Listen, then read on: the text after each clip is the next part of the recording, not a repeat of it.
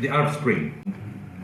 We, as Brussels Tribunal, know about the fact that there was huge, very large demonstrations inside Iraq in March and April. I think 15th of April was the Friday of the Free.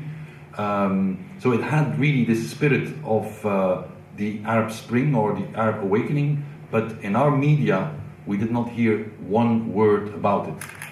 The Arab Spring, I'm not amazed that you do not hear about it in areas like Bahrain, Iraq, Jordan, because these are the places where Israeli, American, and Western interest is most valuable.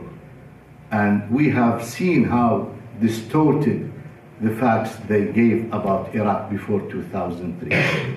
I once asked the international community to try to put on trial the editors-in-chief of most of the famous newspapers like New York Times, Washington Post, The Guardian, the Times, the Daily Telegraph, for spreading untrue things about the Iraqi situation. Okay, Iraq has atomic bombs. Iraq has weapons of mass destructions, which they all proved untrue. Okay, and nobody could find anything in Iraq. Did anybody try these people for spreading all these rumors? So you are not bound to hear anything about Iraq.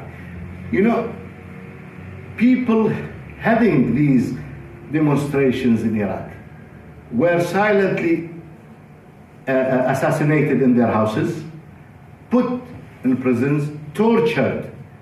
They built walls around Baghdad in order not to allow people to enter to Tahrir Square where they wanted to demonstrate. And there is a famous case of a person who was head of, I can't remember his name now, very true nationalist, who was assassinated in his house by people wearing government. Hadi Mahdi, who was assassinated in his house only because he was voicing some protest against the government, and the assassins were people wearing government uniforms and riding driving government cars. In one case, and this is very important, a group of government vehicles, people wearing uniforms, surrounded the section of international or outside scholarship that's in the Ministry of Higher Education. This is a section that sends scholarships outside.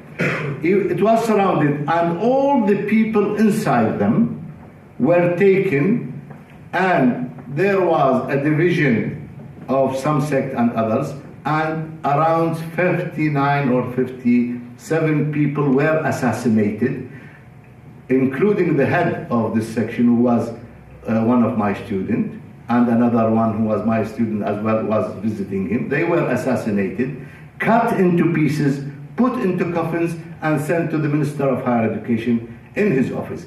Not a single person was charged or put in prison for this crime.